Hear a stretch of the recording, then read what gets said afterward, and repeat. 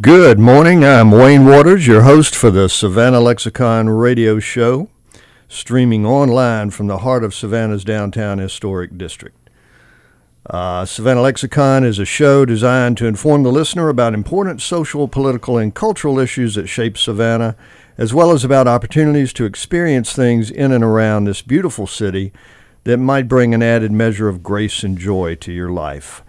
I'll be speaking in weeks to come with representatives of the local government, social service organizations, cultural organizations, to artists, writers, craftsmen, and women, to purveyors of adventure, the occasional man or woman on the street, to most anyone who can shed some light on how to live a well-informed, full life here in the most beautiful city in the nation, Savannah, Georgia.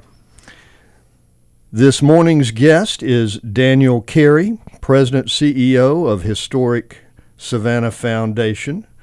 Good morning, Daniel. How you doing? I'm doing well, Wayne. Good morning. I am glad to have you.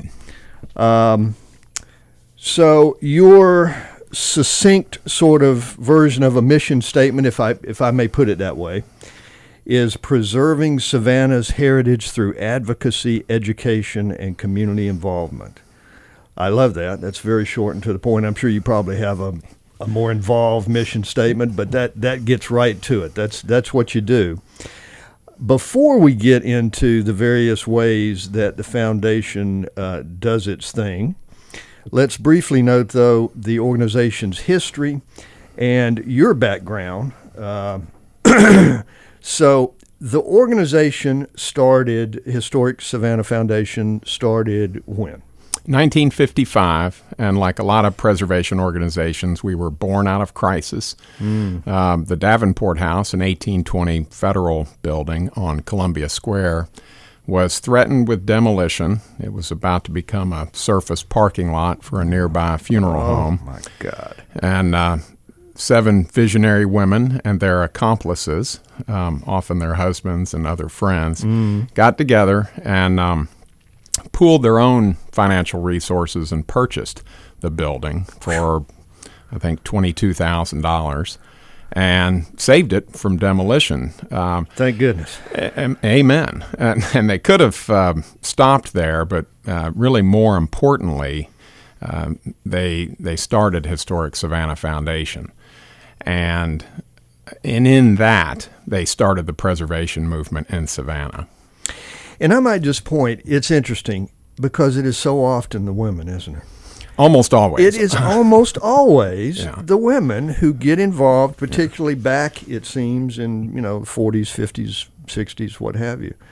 It's the women who notice these things and appreciate the cultural situation in a city and the arts and all of that sort of thing and get something going. Yes, I'm not pandering, but they do have the sense and sensibility all the way back to the Mount Vernon Ladies Association in 1850, which saved George Washington's home. And ever since then, we've been taking our cues from them. Absolutely. Absolutely. Bless their hearts. Amen. And I mean that for real, not in a snide way. That's sometimes used. Okay, now your background. You're from Louisville, Kentucky, right? I am, yes, born and raised. And worked in preservation there for a handful of years before moving to Charleston, South Carolina, and working with the National Trust for Historic Preservation for about 10 years there. And then I moved to Fort Worth to work at a different regional office of the National Trust, just covering a different part of the country, and was there for about 8 years before moving here in 2008, actually almost 8 years to the day. Wow. Okay. Good. You went from Charleston, and then by way of Fort Worth, but you moved up, of course, from Charleston to Savannah. Of course. Of course. Well, I've been fortunate to live in all great cities, and I don't have a favorite except where I am right now. Okay, I couldn't resist. And it should be noted just for that, you have a master's degree, I think, in folk studies and historic preservation, right? Yes. And so you've studied this and you've been into this all of your life. Any particular reason you think or thing that happened or whatever that really piqued your interest about this whole area of life? There's a short answer and a long answer, and I can give you both. Okay, well, give us the long one at least. Well, the short one is I dropped out of law school. Oh, okay. And speaking of moving up, just had a course correction there. Okay. And then the long answer is back to women, and that would be my mother. She had an influence on me, and I think in a quiet, subtle way introduced me to the subject. And okay. And Louisville, I guess, is a good city in terms of it is. It's, I think, one of the leaders, even though it's a much larger city and not quite as old as Savannah. But but I think little by little she sort of introduced me to the subject. And after law school, I found this program at Western Kentucky University, and it looked good because it made sense to me. It was about adaptively using historic buildings and studying sort of vernacular cultures, if you will, and that seemed very American, and it seemed like a just logical, smart thing to do. Why waste something if you can use it again and appreciate architecture and history at the same time? Absolutely. Excellent. Okay. So, why don't you just tell us? I imagine most people are aware of the organization, hopefully, should be. But nevertheless, why don't you tell us about the organization and how you go about working to preserve the architectural and cultural heritage? And it should be noted, it is cultural, of course, too. We think of it in terms of architecture, and certainly that is a big facet of it, and that in itself, obviously, is a manifestation of cultural sensibility. So just tell us about the organization and what you do a little bit. Sure. Well, it's really not much different from what we did in the very beginning. We still respond to crises in terms of endangered historic buildings. And while one might think Savannah is finished, or that, gee, we've been at this a long time, we're really good at it, aren't we finished yet? Not by a long stretch, and not even in the landmark district, which is essentially downtown historic district. Most people would yes, think, this is sort of first among equals, if you will. But there are 14 or 15 other National Register historic districts throughout the city and the county, and they have valuable resources as well. And we work in all of those areas. And as I said from the beginning, we're really about the built environment. Yes, we intervene to save endangered, often blighted historic buildings. But as you said, well, once we do that and we've saved a place, a literal place, then we can go from there and start filling out that experience with the story of that place and who lived there and what happened there, and deepen the appreciation that people have. Maybe not so much for four walls or bricks and mortar or whatever. You can appreciate that for architecture history to a degree, but it really becomes three-dimensional when you add all those other elements in there, and that's when we really start engaging people in the act of preservation, so that that saving the building is really just the beginning. Then it's how is it used and how can it be enjoyed and appreciated and understood, and that just makes a more fulfilling experience. And you, am I correct? Your offices are in the Davenport house? No, they were not long after we saved it. We housed ourselves there for a while, but we've moved around a little bit. Okay. We were on Broughton Street for a while. We were in what is now the Ships of the Sea Museum over on MLK for a while when we were restoring that building.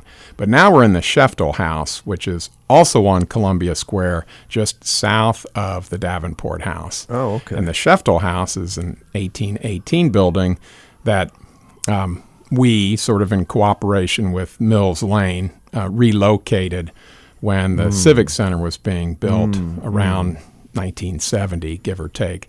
There were some buildings that were going to be demolished, and Mills, in his infinite wisdom, moved several, and we sort of collaborated on that, and then that wound up being our office in about 1998. So we've been there since about 1998. Okay.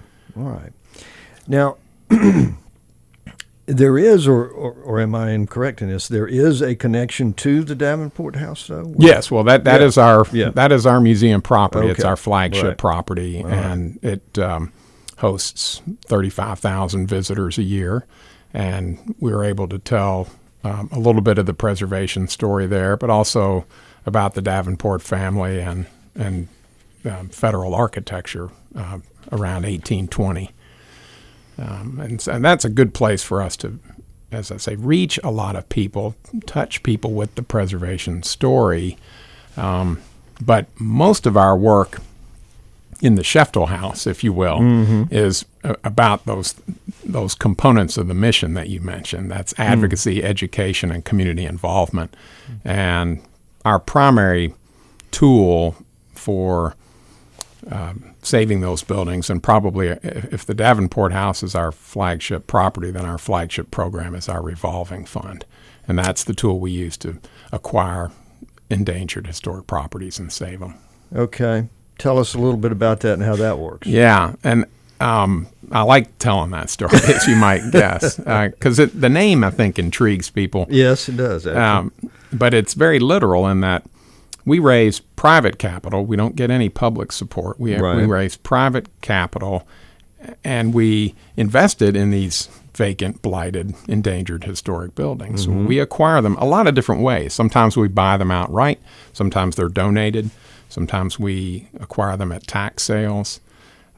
But the point is, we are sort of the last. We're the last line of defense before those buildings. The last best hope. Yeah, before they go to the landfill. And so we get in there. We'll often secure and stabilize, just kind of make it a clean, dry, secure space. Okay. And then we market the property to preservation-minded buyers who will acquire the property from us, buy it from us, and then we'll take the proceeds from that sale, put it back in the fund. Mm-hmm. It revolves around, and then we go back out on the street and we find another one. So we've been doing that since 1960. About 5 years after we were started, we kind of formalized that revolving fund, which we learned from Charleston. And then we have since saved more than 360 properties around town, which I think is a remarkable number. Wow. I think a lot of people don't realize that is a lot. The sort of magnitude, and that they've been all over, primarily in the landmark district, but in other historic districts as well. So we're always on the leading edge. We're sort of like missionaries. We're out in the unwashed territory trying to save other souls or buildings. Well, yeah, there's a map at some juncture at your webpage, which is myhsf.org. So my as in mine, HSF.org. Historic Savannah Foundation, HSF.org. Right. Okay. Good. Yeah, I was looking at this map, and I didn't realize, I was very well aware of the buildings and, around here in the downtown historic district, but I was surprised to see that you're spreading out and you've got properties well south of the downtown district that I had no idea about. So yes, we tread where angels fear to go, I guess, and or we go where angels fear to tread. But either one will work. We go where the need is, and then market forces end up taking care of a lot of the stuff sort of behind us. So we're often the first in, and then when we kind of stabilize something, then others feel a little more confident to invest then. Right. And then they follow suit, and then little by little areas are revitalized and brought back and improved. Is there a particular area right now that is kind of got your focus and attention a little bit more away from the downtown historic district that has your attention maybe more than others for some reason? Yes, and that's a good question because we are everywhere at once. We have to be aware of everything, but we are focused on the Thomas Square streetcar neighborhood. So for folks that don't know it by that name, it's often referred to as Mid-City, or Okay. it's the area that is south of Anderson and all the way to Victory, and then from Okay. MLK on the west to East Broad on the east. So it's an area Yeah. about the same size as the Landmark District downtown. So quite a large area.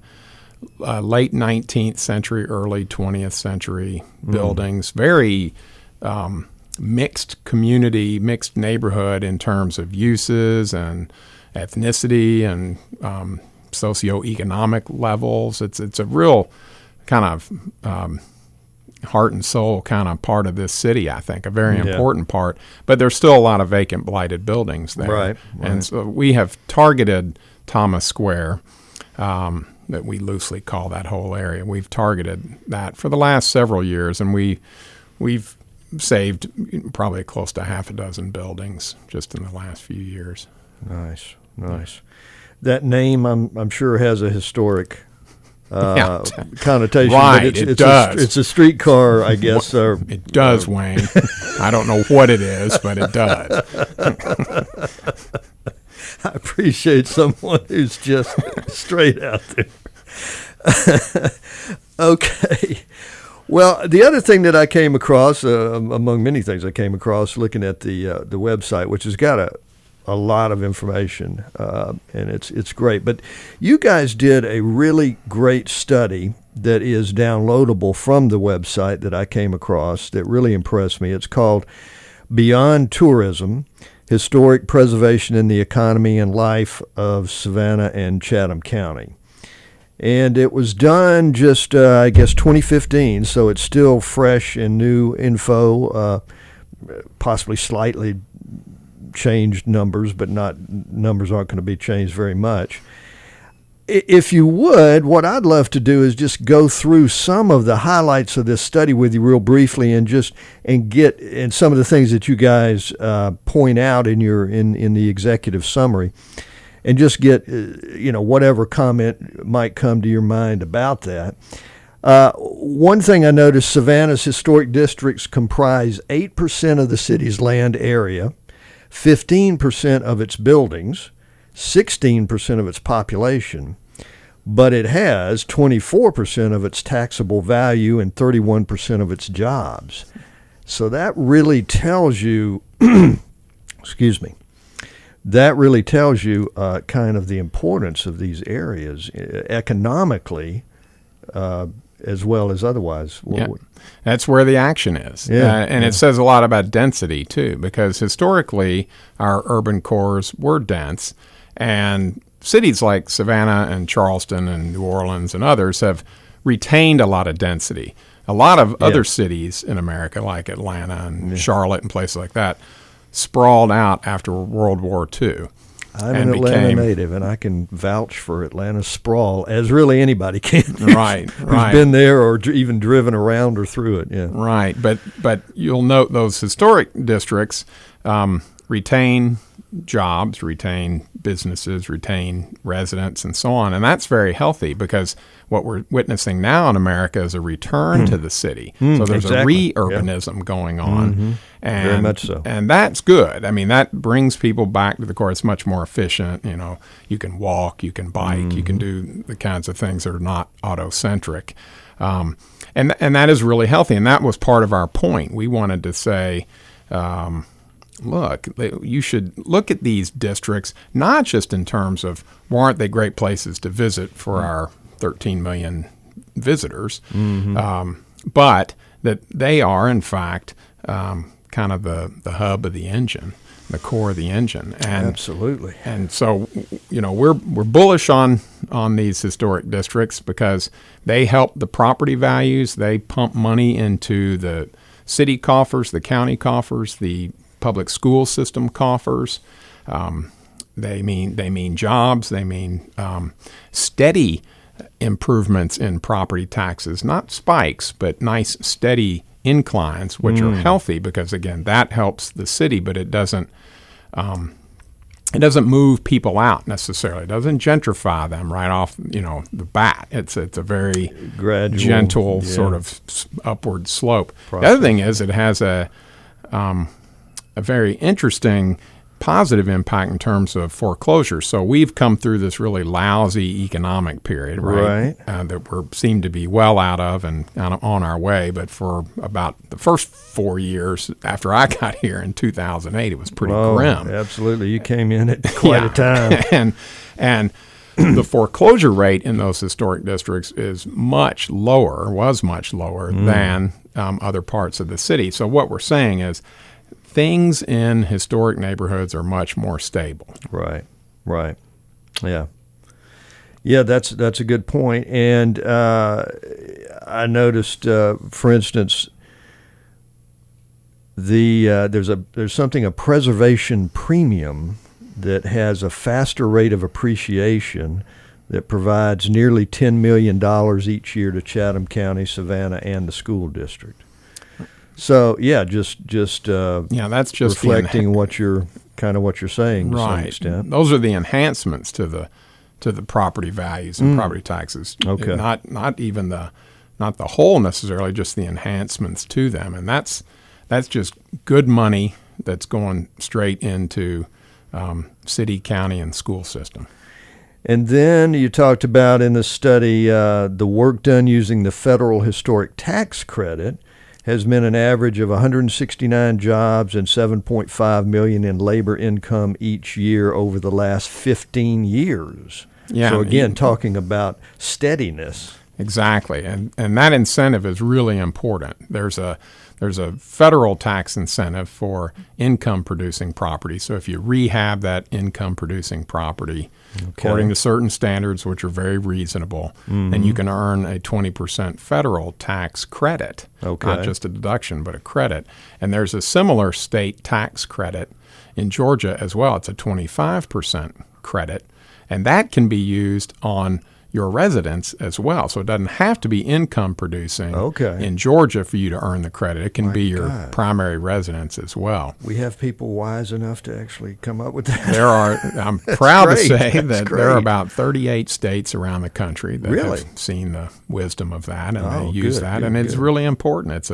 It's a shot in the arm to the economy, and that's all local money. Yeah.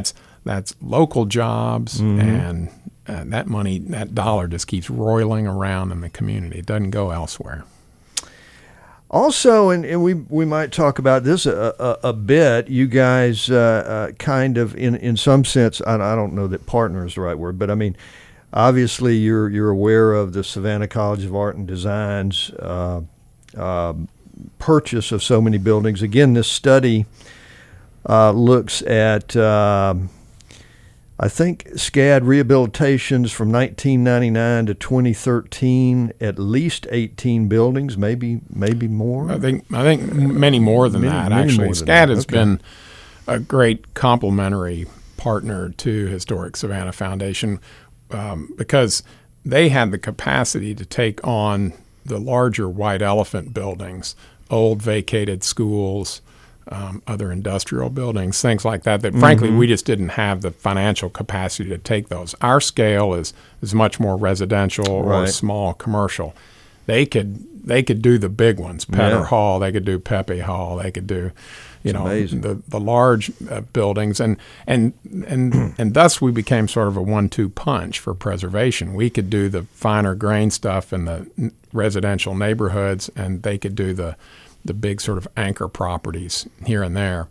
And together we've done a lot, even though it's never been a formal partnership. It's just been one of those things that has worked out. That's great, though. I lived here in Savannah. I ended up moving away for a number of years and coming back now for good this time. But I was here in pretty early days of SCAD, and when they first started doing these, and they started doing that, of course, right away almost. Right off the bat. Right off the bat, yeah. And it was just amazing. And now, and I visited through the years, but every time I would come back through the years, I would see another SCAD building that I had not even known they had, and they've bought it in the interim and fixed it up, and it's just remarkable how many you walk around, and not just in the historic right downtown, but mostly right downtown, but out, towards Forsyth Park and out that way too, and it's just amazing how many buildings they've rehabbed. It is, and the cool thing is that, although I don't really like the word, but the synergy is that when those larger buildings get rehabbed and become classrooms or whatever, then the students like to live in those areas, Exactly. and they're renting the properties that we have saved from other small developers that have saved them. So again, that's that. Absolutely. And then, of course, it spurs retail development, and other people open up coffee shops and little restaurants and this and that kind of thing that are largely catered to that kind of population. So that's nice. That's a good, again, you say it's not a technically since a partnership, but still that's a good kind of a partnership, if you will, to have in the city here. Wow. And we should also not overlook Savannah Tech, that they are here because they have a preservation program. And that's the hands-on kind of knowledge that is gained. So, the trades are endangered in this country, and I'm talking about, good masonry work and good woodwork and stained glass and plastering and all those things, because those are sort of oral traditions that are passed on. There's often not formal training so much, but Savannah Tech is now kind of taking that on, and they're helping boost the knowledge and the awareness and the skills in those trades, so that we can produce laborers that can go out and fix these historic buildings properly and not just sort of hack their way through them. So that's really important. Excellent. Okay, let me just take a moment here to note that this portion of WRUULP Savannah Soundings programming on American Lexicon is, Savannah Lexicon. My God, I've forgotten the name of my own show. Let's scratch that. Savannah Lexicon. It's not American. It is American, but it's Savannah Lexicon. Made possible by a grant from Connect Savannah, the Arts, News, and Entertainment Weekly. Connect Savannah is available at locations around the city and online at connectsavannah.com.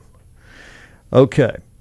If you're just joining us, you have missed some very good conversation already, but I'm glad that you're coming in and listening now, if in fact you are. And our guest is Daniel Carey, President and CEO of Historic Savannah Foundation.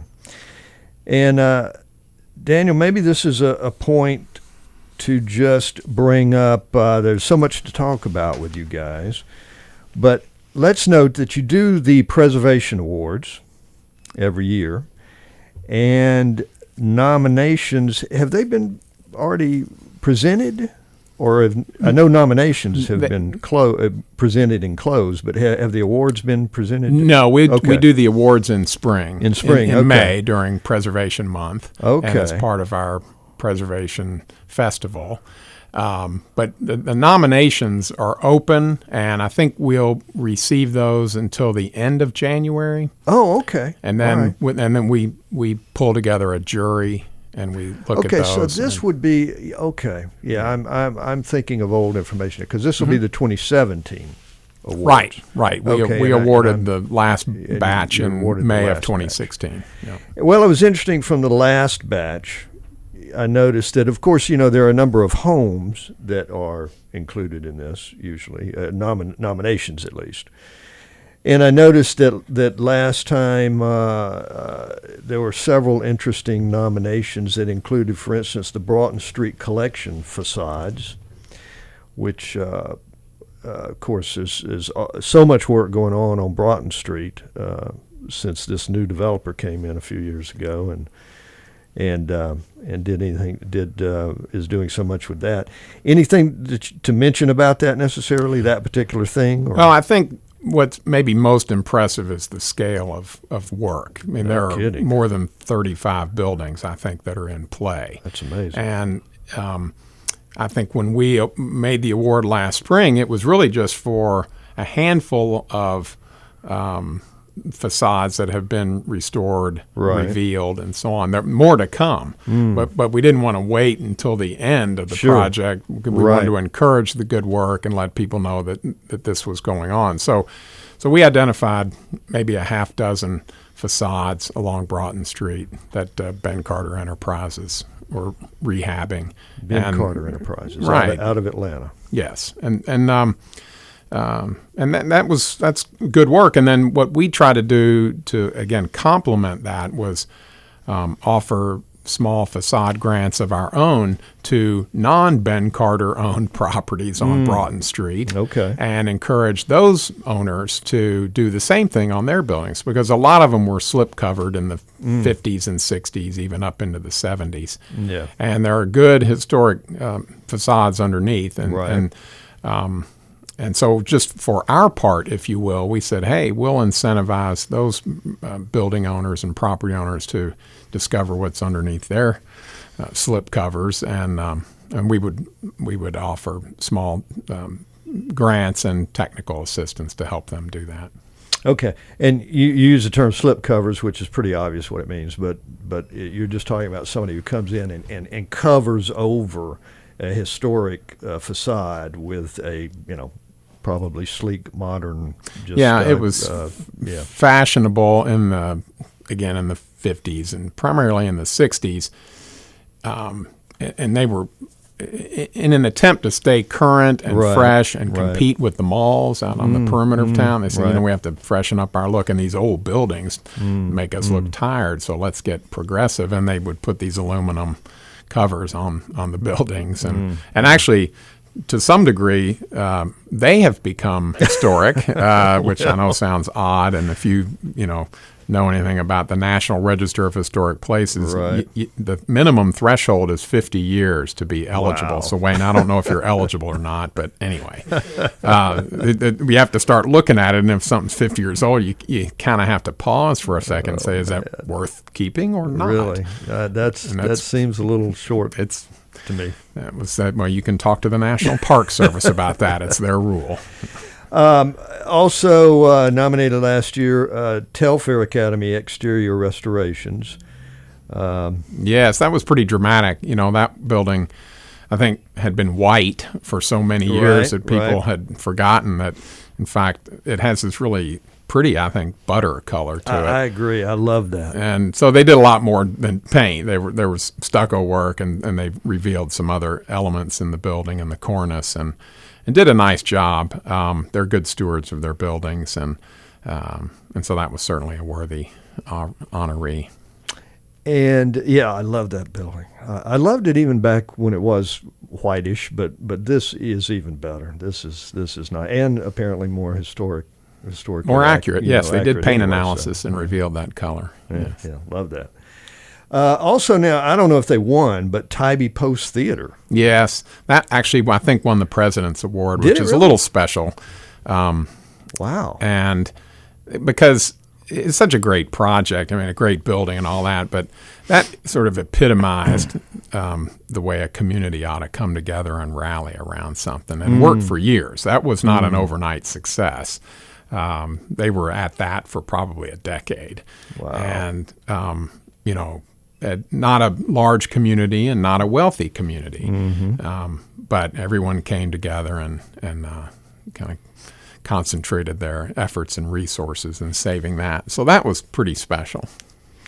Excellent. And this coming year's, nominations, maybe you say through January? Through the end of January, I believe. Mm-hmm. Can anybody nominate Yes, something? You can nominate yourself. You can nominate someone else.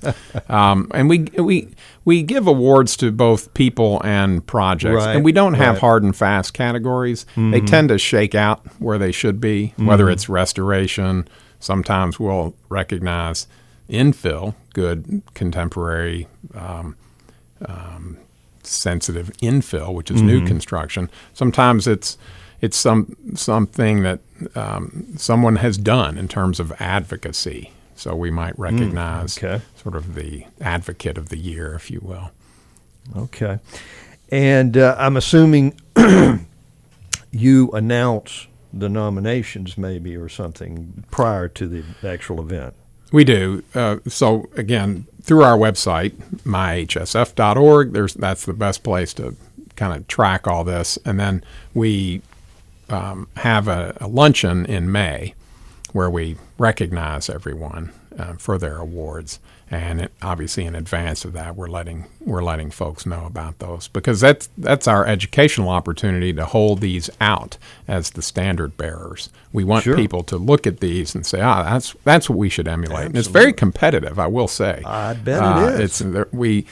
We don't like to, say no, because it's everything is really good, but we have to kind of pull out the best of the best. Yeah, and some people I know are disappointed, but it doesn't diminish the good work they've done. Yeah. All right. Well, let's think about what other during the course of a year. What other sort of events or special things does Historic Savannah Foundation do? Yeah, we're going on all cylinders all year round. Our fiscal year begins in October and ends in September. Mm-hmm. So I think of our year in that way. So right, we've already had our gala, which is our primary fundraising event in October. When? And that was beautiful. Yeah, it's usually around the third weekend in October. Okay. We were in Columbia Square, and it was beautiful and lovely and perfect HSF weather as usual. And then our next thing is our annual meeting, which we also had in November. You just had that, and that was very successful. We had David Brown from the National Trust for Historic Preservation here, and we were at First Baptist Church and had a nice evening. Next up is our Living Goods Race for Preservation. Living Goods, the appliance store, is sponsoring the race, and it's a 5K and a 10K that begins and ends in Forsyth Park and runs through 5 historic neighborhoods all the way out to Daffin Park and back. So you go through Landmark, Victorian, Thomas Square, Parkside, Daffin Park, and if you're going to be running, that sounds like a good Ardsley place Park, to do it. Oh, it's great. It's flat, this and it's is good. Of course, the racingest city I've ever seen. Again, I moved back again not that long ago, and I don't remember when I lived here earlier that there were that many races, but maybe there were, and I just had tuned them out, or these are kind of new. I don't know, but. Anyway, so a good race event, and that again is... That's the last Saturday in February. Okay. And that's always a lot of fun. We have, 500 or 600 runners, and we have awards, and we have refreshments afterwards for adults as well. And and then I like adult. And then we go, then our spring in March we do the tour of homes and gardens. Right, that's a big event, which is a much beloved event. It's I think this is our 82nd or 83rd year for doing that with Christ Church Anglican, and so we are opening up private homes in the Landmark District, and then this year we've included Thomas Square. So again, we're trying to expose people to new neighborhoods. So that's March 23rd through the 26th. And I think we're 2 days in the Landmark District, 1 day in Thomas Square, and then Sunday, that final day, we're in Ardsley Park. And we work that with the Ardsley Park Garden Club, and they're very helpful to us as well. Excellent. And then May is Preservation Month. Wow. And we do our Preservation Festival within Preservation Month, and that includes the awards program. We have a lecture. We have a wine and home tour, again trying to expose people to good award-winning projects and get to see them on the inside. And then our block party, which we're doing with Gary Lumber out in that part of town. So on Barnard Street near the railroad tracks, we'll have a big block party, and we bring in a lot of activities and teach people hands-on things about preservation. Good. So they can learn how to glaze windows or maybe repoint masonry. It all depends. We kind of partner up with Savannah Tech and other hands-on groups in town. Excellent. And so the block party is just a whole lot of fun. It's very casual, and it's all day. And don't ask me the date; just go to our website. But we generally work our stuff around that first week in May, or second week in May. And just to be clear, so anybody can come in, and you're talking about this hands-on trying to do. So anybody can come in and absolutely, it's free and open to the public. Excellent. And that's just one of the things that we do to try to reach out to the community. Okay. All right. Any other biggies through the year, or is that pretty much? That takes us through the spring, pretty much. So anything in the summer to speak of, or not? Well, that's generally when we do a lot of planning and budgeting. Okay, that's right. And catching our breath, but not to mention anything else that's going on that we need to be involved in. It's not like that's just what we anything. schedule. Everybody else schedules us as well. All right. Well, I wanted to ask you about a couple of things that have been, that are kind of architecturally and historically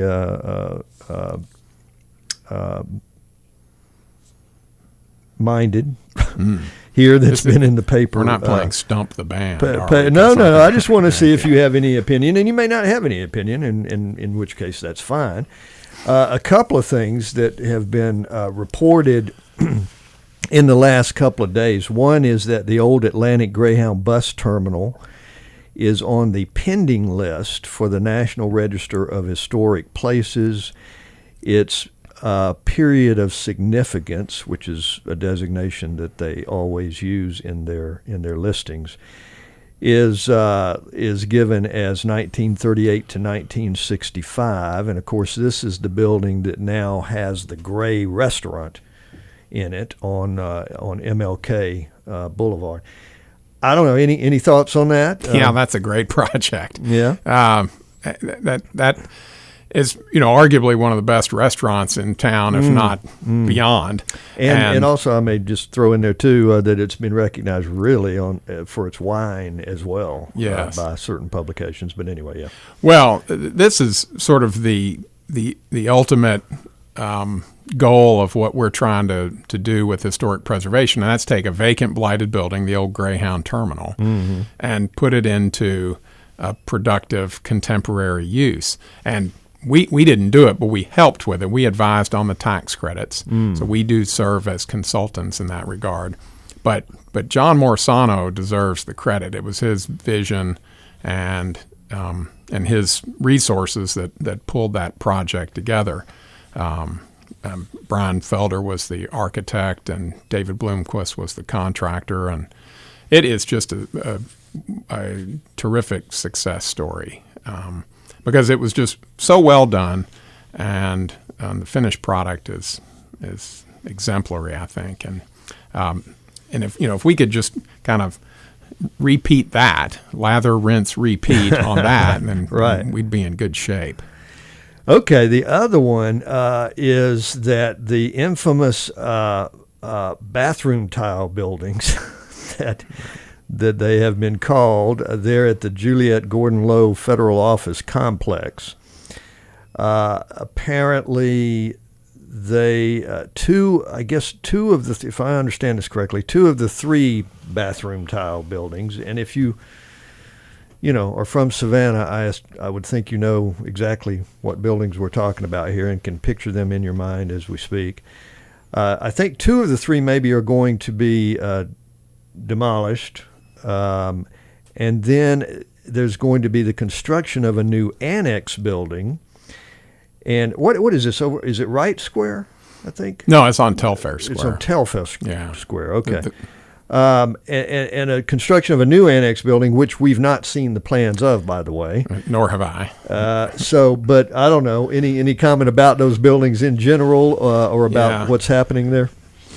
I was laughing earlier when you said whether I have an opinion or not. Anybody that knows me knows I have opinions on everything. But the bathroom tile buildings, which are that's self-explanatory, I think. Yeah. And that was a mistake that we recognized right away. And I don't like to assign blame, but in this case, it really just falls at the foot of the federal government. They just kind of fumbled that one pretty badly. Yeah. And 1985 was when these things were built. Right. So the good news is they're coming down. These are the two on the trust lots on the east side of Telfair Square. So there are two buildings on the trust lots, which are very important in Oglethorpe's plan. So the best buildings, the most important, most significant buildings were kind of reserved for the trust lots. So the use is appropriate, federal government use. That's very appropriate, but the design and the execution, maybe not so much. So they're coming down. and they'll be replaced. And this is a very important matter because our federal courts need additional space. Absolutely. And they have been waiting a long time, and we have this opportunity. So we don't want to miss the opportunity. The concern is that that we'll jump out of the fire and into the frying pan. And we are concerned about not just the design of the buildings, but their placement. Because if in fact they straddle or are plunked down in the middle of President Street, that obviates Oglethorpe's plan, which is sort of the cardinal rule. You don't break that one. And if right now they haven't broken it, they just have two lousy buildings on those lots. So if you take those down and then commit another larger sin in many respects of closing off President Street, you just have to kind of wonder, are you ever going to get it right? And I don't know what the answer is because they kind of hold all the cards. Sure. And so there's maybe only so much massaging that can be done, but we'll do our level best. Let's I don't know, keep our fingers crossed, keep our toes crossed, our eyes crossed, anything you can think of to cross.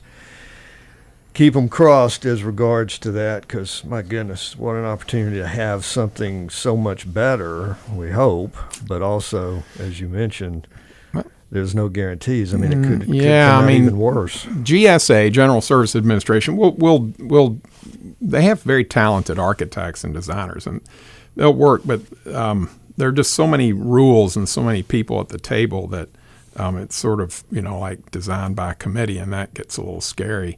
I don't, we're going to be cautiously optimistic that it can work out. The need is real, and we want to respect the need. But Savannah is Savannah, and we are an international destination, and people look to Savannah to lead the way, especially in terms of preservation and good new infill design. So if we're not sort of upholding our end of the bargain in that regard, then I think it damages our brand. I think so too. And it's just so jarring a sight as it is now and has been, when you just come across, you've got all these beautiful squares and buildings, and then you come across that and you just think, what is that doing here? Okay, another thing is there is this, and you guys, not you personally, but I think maybe your colleague had some comment and some input into this, and you guys, I think, were part of the group that put in some financial contributions. City Council on Thursday will consider a $43,000 more or less contract with the Experience Institute based out of Arizona for the development of a tourism management plan, and a good chunk of that is being covered by contributions from Visit Savannah, Downtown Neighborhood Association, Tourism Leadership Council, and you guys, as well as a grant from the National Trust for Historic Preservation. And I know that one of your folks were talking about, wanting to be concerned, or was concerned that, that we maintain and in fact accentuate our kind of heritage tourism perspective. What would you say about that whole thing? I think this is one of the most important things that this city's going to do. Oh, good. Well, I'm glad I brought it up there. Yeah, I'm glad you did too. We're good at tourism. We attract 13 million people. It's a $2.5 billion industry, and there are 15,000 plus jobs related to this. And so this is an industry that deserves a plan. It needs a plan. It needs a sustainability plan. It needs a plan that respects the residentiality of downtown, because that's the goose that laid the golden egg, right? That's why people are coming here, and they want to see something real, and they want to experience it in the way it was intended. This is not an entertainment zone. This is not to be the French Quarter. This is a living, breathing city, and if we don't have a smart plan and then use and activate and enforce that plan going forward, we do risk, I think, cheapening our brand, and we do risk eroding the integrity of what we have that attracts people in the first place. So it is in our own best interest to take care of this place that we have. And a tourism management plan is just the beginning of that. We've been doing all this very well, but in an ad hoc fashion for a long time. In fact, I would argue that HSF invented heritage tourism when we partnered with the Chamber of Commerce in the mid-'60s for Sojourn in Savannah, which was the first publication to kind of attract the heritage traveler. We saw what was going on up in Charleston, that they were pulling people off of US 17 and getting them into town and seeing homes. We said, we can do the same thing, and we did. And so that's where it began. And the heritage traveler is who we want to attract, because they are typically a little bit older. They are better educated. They stay longer. They spend more money. They're the kind of person that comes to do the authentic thing. And the authentic thing can mean a lot of different things to different people in the city. It can mean anything from River Street to Bay Street to Broughton Street and beyond. But our whole point is we don't need to cloister everybody in the 1 square mile of the landmark district, or even on River Street. That those are good places for festivals, but there's much more to this city. And a tourism management plan, I think, will help identify other places in the city, but also give us some insights into what the residents want, because they're the ones taking care of all these places, and all they get for their trouble is a higher tax bill and people littering in their yards. So we got to do something, otherwise we're going to get out of balance. Okay. Excellent. Yeah, I agree with you wholeheartedly. And let's hope that they kind of go in the right direction with that. I think so. The community will no doubt turn out, and the residents will sound off. But what we've got to have is this accord among really the tourism industry, the residents, the preservation community, and ultimately the city. The city needs to establish a vision for itself for the next 20, 50, 100 years, instead of just taking it one day at a time. Of course. And so this plan, not a panacea, but this plan will push them in that direction. Well, they need to be pushed. So good. All right. We have been talking and are continuing to talk with Daniel Carey, President CEO of Historic Savannah Foundation. Daniel, if you'll just hang with us a little bit, we're kind of winding down. If you're listening, keep listening.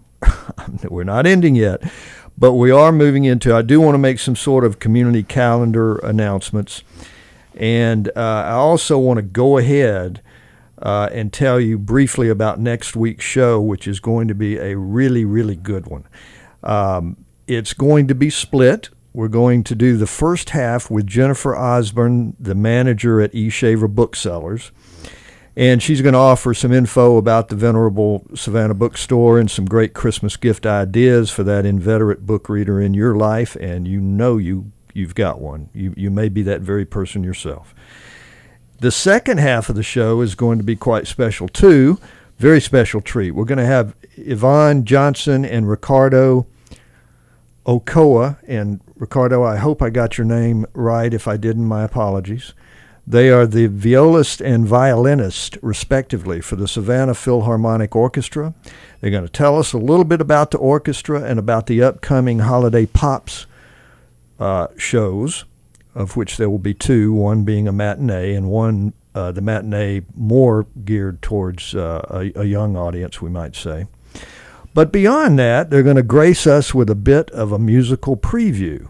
They are going to actually take bow in hand right here in our modest little studio and create some vibrational magic in the studio here for your listening pleasure. It's going to be good, y'all. That's 9 a.m. next Wednesday. And we have a little bit of time here to do a few community calendars. I just want to remind you, December Nights and Holiday Lights is going on at Coastal Georgia Botanical Gardens. The Savannah Square book signing and is going to be at The Marshall House, 8 a.m. on the 8th, I believe that is. And is there going to be something at the Davenport about that? Well, I think it might be 8 p.m. 8 a.m. Isn't that early for a book signing? I don't know. I can't sign a book at 8 a.m. Yeah, absolutely. I'm glad you caught me in that. It's okay. But the proceeds benefit the Davenport House. The book sales and whatnot is 5:30 to 7:30 at the Marshall House on Broughton Street. Yeah. And at 6:30, Michael L. Jordan will talk about the history of the squares in Savannah. Okay, there's what else we got? So much going on. Book signing at E. Shavers, that's what it was, on Saturday the 10th, for the author of Ocean of Insight, a memoir, 3:30 p.m. Saturday the 10th. And all sorts of other good stuff going on, but I guess, Daniel, I want to thank you so much for being our guest today. Thanks. I think we should do a weekly preservation power hour. Hey, that's an idea now. That really is an idea. Otherwise, we are about out of time. This is WRUULP Savannah, Georgia, 107.5 FM, WRUU.org. We are Savannah Soundings, community radio with global soul. You've been listening to Savannah Lexicon, a very American show. And we're going to be back here next week, next Wednesday at 9 o'clock at the same time for a really great, great show. So join us then. And also look for us online, our soon-to-debut Facebook page, which will have all of the shows archived so that you can go to the link and listen to it at any time, anywhere, any place, pretty much. And so that will be coming along here in the next few days or in the next week, I promise. Okay, have a good day, have a good week. Take care.